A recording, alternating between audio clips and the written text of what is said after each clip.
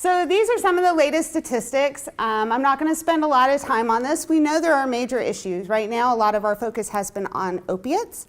The numbers continue to rise related to overdose deaths, as well as rising in use. We also know that we still have issues around other illicit drugs and alcohol and tobacco. Okay. We also know that the recent statistics show that we have a lot of people who are in need of substance use treatment.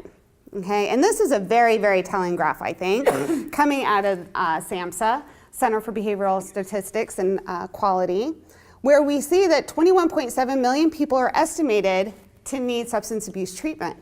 But when you look at the red section, we have 19.3 million who haven't received treatment at a specialty facility, while only 2.3 million received substance use treatment. Now, there's a lot of reasons that people don't receive treatment. One of the big parts of it is people don't feel that they need it, so they don't seek it. Okay, so let's talk about treatment capacity, because that's a lot of people that we need to outreach to, correct? Yes? All right, so when we think about our addiction workforce, and I want to focus a little bit more on counseling right now, because that's what we're going to be talking about when it comes to our statewide initiative that we're working on. When you think about addiction counseling, what are some of the major issues that you think about? Lack of people to do it. I mean, okay, lack of people. We can't get the people. Yeah, very much so. We don't have enough, right? What else? Cost? Yes. Yeah, so there's also a cost. Some people don't have insurance. It's also the cost to pay good salaries for our workforce too. Right? They're underpaid. Yeah. Okay, what else? Stigma, individuals not wanting to seek treatment because of the stigma. What if someone finds out? Yeah, stigma, very big one, stigma. Yes? Inadequate training. Inadequate training, yes, very much so. That was something that came up. I did a dissertation looking at counselors' experiences treating people with substance use disorder who also have medical conditions. And part of it was we need more training in talking about these comorbidities. What else? The stigma within the mental health profession about all kinds of different diagnoses, not just substance use disorder. Okay, can you give me an example?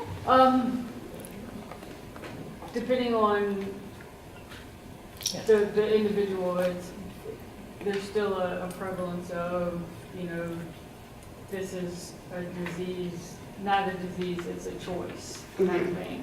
Okay. So it's the attitude towards the individual being seeking treatment. Okay. So stigma on another level of how we view one another, right, both peer-to-peer and professional, because some peers really hold the different ways of thinking. Right. Yes? Yeah, I mean, I've been a psychiatric nurse with a master's degree for 30 plus years, but I'm not a real nurse. Mm-hmm. According to some other nurses. Mm-hmm. I teach in, I taught at Hopkins. Not a real nurse. Professors didn't see me as a real nurse, I mean, so, and now, and I'm also in substance abuse, and so because of the stigma with the folks we're treating, there's that stigma of, oh, you work in substance abuse, and then there's we had a discussion last night at dinner, there's those in the field that are in recovery and those that are not, and there's sometimes, if you have not experienced this, if you have not walked in my shoes, what can you contribute? Yeah. So there's that, too. Yeah. So there's a lot of different issues that go on. Yes? I was talking to someone about my concern in the field with the unwelcoming professionals often present to the individuals that we're trying to serve. Can be very unwelcoming, and we know that it's about gaining a rapport to be able to work with the people that we're working with. And that is a huge concern for me, the way that some of our clinicians, whatever you want, words you want to use, how they present to the people that are in need. So maybe more training when we talked about lack of training on interpersonal communication and relationship building and how to be sensitive to patient characteristics, that cultural competency piece, how How can you be welcoming and let them know that there's going to be options for them? Yes, very much. Yes. Our universities focus much more on mental health and substance abuse. Mm-hmm. Right. Yeah, so very much on the mental health and substance use. And it was interesting because as I was pulling some information together for us to have this discussion this morning, you know, we used to see a lot with mental health, and then addictions especially started coming more and more to the forefront. But now we're seeing this switch to, it's not substance use counselors, it's more behavioral health counselors. So we're switching to a broader term of behavioral health. Yes, here and then there. But you know, there's a huge void in medical school education, residency education, you know, nursing education. I delivered the lecture at VCU School of Nursing. It's a 3-hour lecture, and that's all they're getting, Yeah. and I'm doing this much, you know. Yeah. And there is an initiative, there is a group looking at curriculum, but docs will routinely tell you they get, you know, maybe an hour lecture on substance use in medical school. Yeah, and that's a big thing. I'm very much an interdisciplinary person. The PhD program I teach in is one that I graduated from, and it's an interdisciplinary health degree, research science degree. And so I go in with this frame of mind. And when we were talking about the initiative that Ms. Hall is going to tell us about, one of the things I'm like, we have to keep this interdisciplinary. We have to make sure that our physicians, our nurses, because imagine if we had you all in the same classroom, Right. the amount of learning and coordination and collaboration that could happen. And oftentimes we're so separated by our professions that we don't get that opportunity. And so when we talk about patients that have substance use disorder, they have physical medical conditions that are impacting their ability to effectively engage in treatment, as well as other mental health issues, but we're not all sitting in the same room. All right, so we need to break down kind of those barriers to education. Yes? But even beyond that, though, like as professionals, we tend to only talk to each other about needs in the community, and we don't actually go out into the community and talk to people who are suffering substance use disorder about trying to meet their needs. Yeah, going where the person is. We need to be out there talking with everyone in the community. So, excellent. All right. So there's some other things that have come up, and we've touched on a lot of these. Thank you very much. We also have to talk about turnover and burnout, the need for education and training. Our healthcare legislation seems to change all the time. And it's hard to keep up with some of these things. Sometimes you're doing more case management, trying to figure out what their insurance covers, doesn't cover. If they don't have insurance, how are they going to pay for this? Then we do sometimes with counseling, depending on your organization and your position. We also have this notion and this need to go towards interdisciplinary collaboration. So how we do this? Well, we diversify our workforce, we increase our education and training, and we open up the pathways in our education so that there are multiple ways that people can get to where they want to go when it comes to becoming a professional in the addictions field. And there's also a need to promote and train on evidence-based practice, which we need to open the doors, especially this morning hearing 17 years. Yeah. Really expensive. It is. It's expensive, and it takes a long time to get things into publication, and then not everyone has access to those journals, and then how do you increase and make available publicly those articles? So we need to really think about strategies to increase the promotion and adoption of our evidence-based practices. So, this was done, we had a workforce survey done in preparation for the project we're going to share with you. We work in collaboration with the VCU Office of Continuing and Professional Education. They're going to be helping us run our courses. And they did a workforce development kind of review and found that for rehab counseling, we're projected to grow faster than average through 2024 compared to national. So for rehab counselors, we're looking at a 9 to 13% growth rate national compared to other fields. And Virginia is number 7 among the top 15 hiring regions in the past 12 months for job postings related to substance abuse, counseling, education, and law enforcement. Okay, so Virginia is definitely a place where there is an expanding workforce need. All right, as of 2014, 1.2 million workers in top occupations associated with substance abuse competencies in 2014.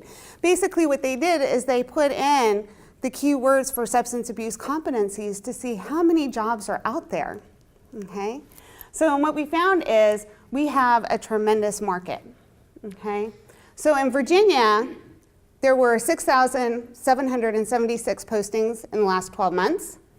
We ranked number 4 among states in the US in the last 12 months, desiring job seekers with a certification of certified substance abuse counseling. Out of the 1,600 postings, 135 of those were in Virginia. Okay? So, what do we need then? We have this evidence, I guess you could say, or review of our labor force statistics that say, especially here in Virginia, we have a growing need for an addictions workforce. We need to have a prepared and diverse addictions workforce. But how do you do that? You need to open up all levels of education. And we need to increase our continuing education options for license and credentials. So we can look at it from the bachelor's level, where we have new workforce development, people coming into undergraduate, that then helps them prepare them for their next phase of credentialing, which Ms. Hall is going to talk about. We have education opportunities for our existing workforce and the development of interdisciplinary education. Then we have our master's levels education, as well as those that go on for their PhDs. So there are multiple opportunities for people to grow as an addiction professional, whether it be counseling, research, policy, advocacy. Okay? And what we have found is with this need, we have worked together with other departments here at VCU with a strong interest in developing this capacity. Psychology has also been working on their undergrad, okay? So if you're interested in their addiction classes, check them out, okay? We're also working not only with our master's degree, but on continuing education. And then there are multiple PhD programs now where people who have a specific interest in addictions can go in and explore that interest further. So our goal, as we have worked through this, and this was a combination of many of us, including psychology, rehab counseling. We went in, we've talked to Secretary Hazel. We were able to get some money through Department of Behavior. Thank you, DBHDS. Because APA style, she already did the full reference. With that funding has been able to support the beginning of a larger continuing education program that will be available online for the Commonwealth of Virginia and nationally. Okay? So that's what our goal in rehab counseling is right now, is to develop a continuing education program that meets the certification requirements. And this will be online, distance, as well as on-campus teaching options. So now I'm going to hand it over to Mrs. Hall. I'll just tell you a little bit about myself. So my background is in counseling. I actually graduated from the rehab counseling program way back in 1992. Throughout my career, I've been involved in a lot of direct care in psychiatric settings, substance use settings. Prior to coming to the department, I worked for the Addiction Technology Transfer Center, which some of you may be familiar with. VC used to have that contract, but they still are served in Virginia. Anyway, one of the things that we did there, which we're sort of looking to doing with the continuing ed program, is basically figuring out how to translate research into practice and how to get the information out there in an affordable kind of way that can get into the hands of the people who are interested in it. So the aims of our continuing education program are offering some high quality courses. Much like we've seen in the style here, that's one of the thoughts about how we might do some of our delivery, is have short presentations that people can watch or listen to at home, and then have some kind of discussion board. So interactive courses where it's not just a flat read of getting your continuing ed time, but also really sort of doing something for the benefit of the recipient, and then trying to make it an affordable pathway to certification. So thinking about people who are already in the field who may or may not have had the opportunity to go on. You're probably not making a lot of money right now, so we want to make it affordable so you can get the education that you need or the training that you need while also continuing to work. We want to offer flexibility, so as you'll see in a minute, we're offering this to or what we're thinking about is there's several different ways to approach this.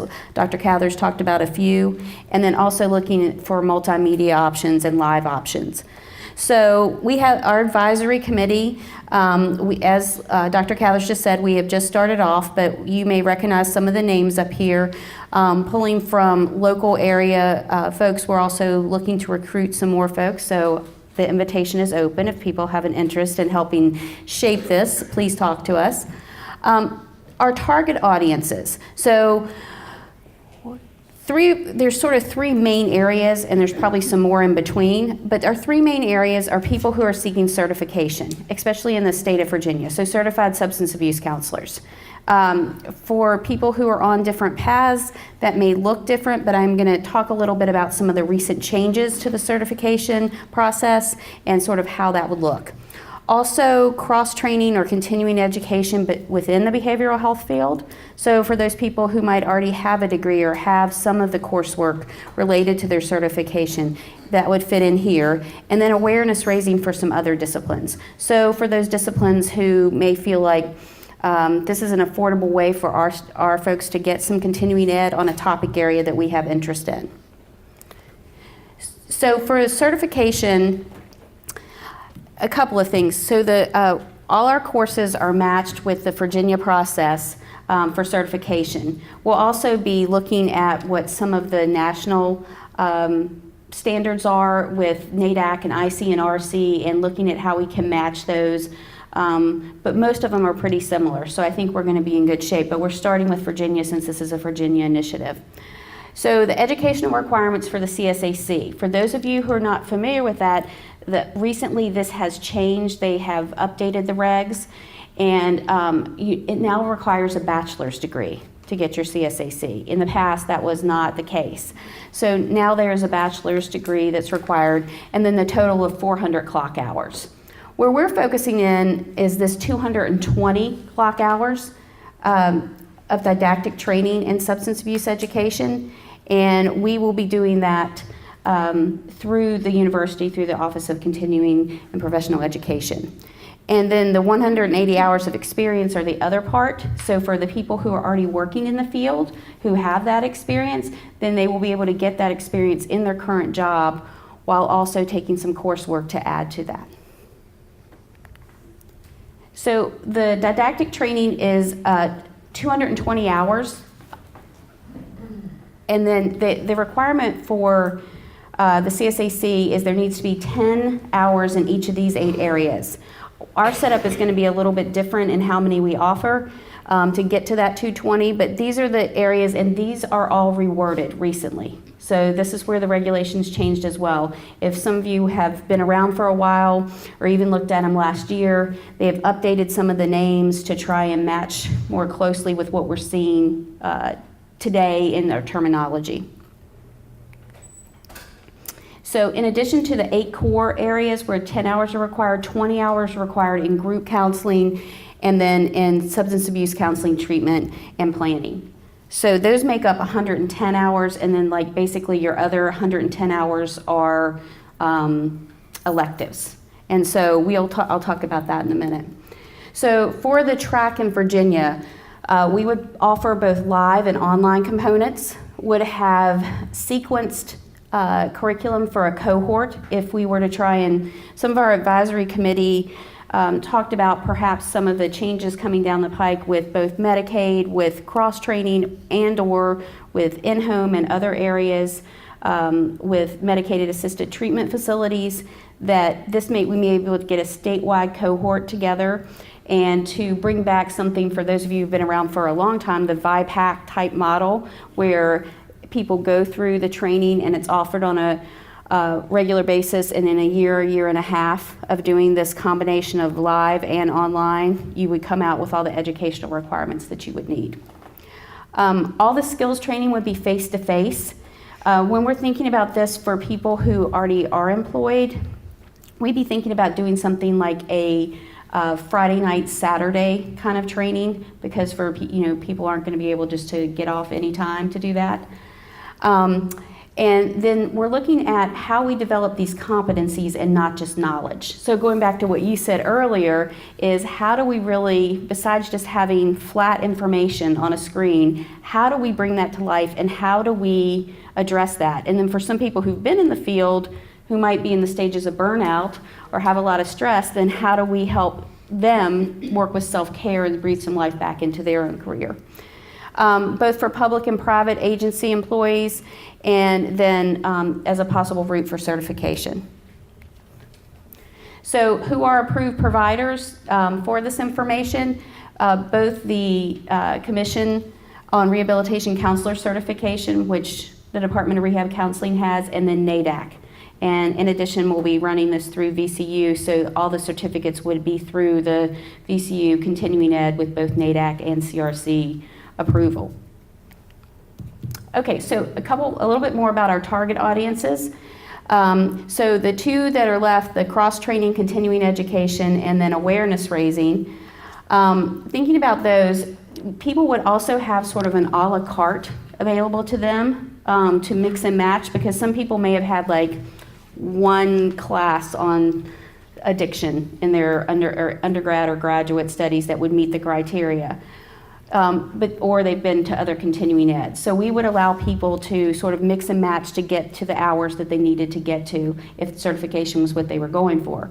Also, if they just had interest in certain classes, they wouldn't be obligated to take all the classes, but take the classes which they would be interested in. We want to make sure they're current and evidence-based. I don't know about you guys, but people who already do continuing ed, a lot of times I'll get those mail what are they, like NetCE or whatever, they already come, read this and take the test.